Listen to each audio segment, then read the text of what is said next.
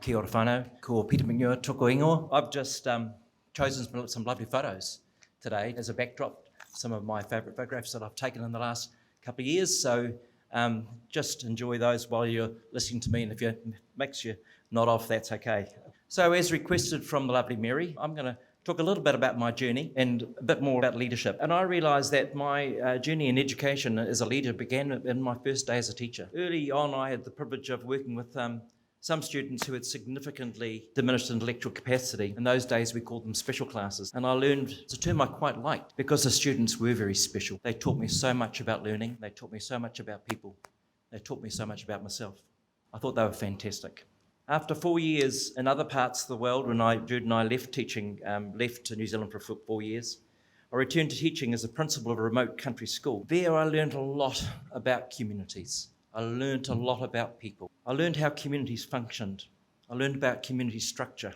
I especially learned the importance of listening to the children, listening to their whānau, and especially the older people in the community. I joined the local indoor bowls club. I wasn't interested in playing bowls, but I wanted to get to know the older folk. They told me so much about what people were thinking or saying about me. They were quite happy to talk to me about it. And I found that really useful. I also learned about the critical role that women play in communities. Women, especially some of our older women, are our glue. We need to always remember that and think about how we can utilise that. When I first started at REAP, I developed a network of 50 people across our region, and many of them were women. Surprise, surprise. Country Women's Institute, Women's Division of Federated Farmers, BOT chairs, and just some really good people. I learned about it that what's really important is the aspiration of others, not about my aspirations. I learned that for our people at REAP, the thing that was most important was having staff who had the capacity to develop special relationships and use their skills to get to know those people and find out about what's important to them. I realised that was far more important than organisational skills. So as a leader, thinking about what's really important.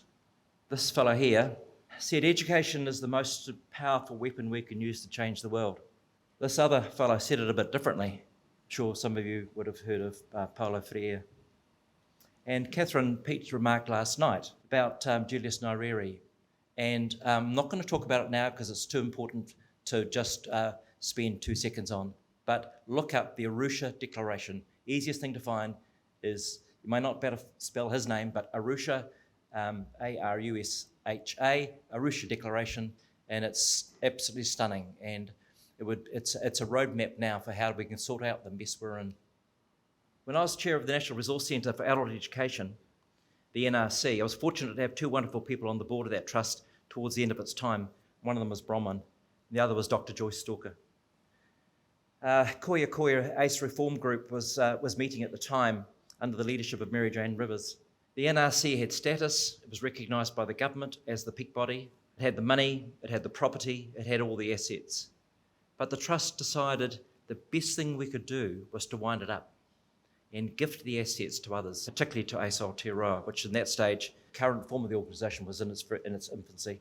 Being a leader, often you find that we can sometimes struggle with getting the things that we talk about being accepted by others. ACE Aotearoa is now accepted as the peak adult and community education sector leader. And I think that's a really excellent example of leadership and how an organisation has grown and how the people within it have grown. This couldn't have happened without the vision of a number of people within ACE Aotearoa. So another thing I want to talk about is briefly, watching the time, is not accepting the status quo. And again, this can be very difficult. NRC began to work on establishing the quality assurance, talking about quality assurance in the ACE sector. We worked with a guy called Dr. Norman Kingsbury back in very early 2000s about this. Lots of opposition, particularly from within ACE, to that. Some saw ACE being special and we should have free rein not to worry about quality. We should just be focusing on doing whatever we wanted to do. But that work was completed working with government agencies, and that has really provided the base for the wonderful work that Annalise set off and led the piece of work around ACE teaching standards, which followed on from that. I certainly recall very fraught ACE AGMs, very fraught ACE conferences. People got very, very angry, and we saw some pretty poor behaviour. which I think nowadays we'd characterise with different words. On reflection though, I think that we were ahead of the curve for many in Aotearoa, and despite how difficult this was, it was an important part of our learning. It was an important part of being a leader. That we were prepared to adapt, we were prepared to listen, prepared to learn, we were prepared to change. I just want to touch on these two slides before I'm almost finished. This is just two slides, two shots from a report by Dr. Suzanne Snively and Pricewaterhouse. That was a piece of work commissioned by ACE Aotearoa, carried out in 2008. Some people in this room may have been involved with the study. I was certainly on the group that was involved, and I was part of the case studies. But compared to other community-based activities, adult community education is likely to have one of the highest added values in economic terms, and largely focused on improving people's productive lives through learning. And additionally, the benefits of enhanced learning are likely to have implications in all areas of individuals' life, whether as employees, parents, or members of the community. We are far-reaching, and as a leader, seeing how you can reach and who you can reach. How do we reach the people who won't easily reach us? The system of learner hours stinks. It's a dumb idea, but it is what it is.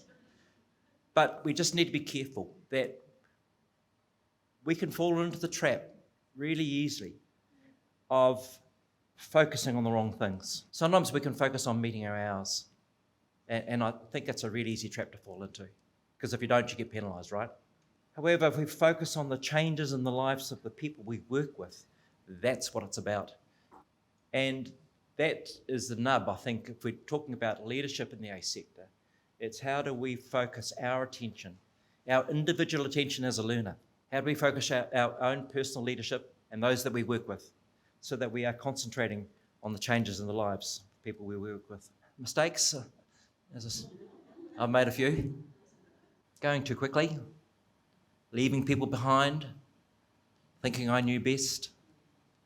Really easy traps to fall into. Trouble with you people, I'm not like me, but you people, you're all absolutely passionate about what you do. It's why you're here. It's your being for getting up in the morning. You know, I bet there's almost nobody in this room that can't wait to get back to work, you know, because it's just what drives you. Sorry, Annalise. I know. No, I'm not looking at you. That's all right.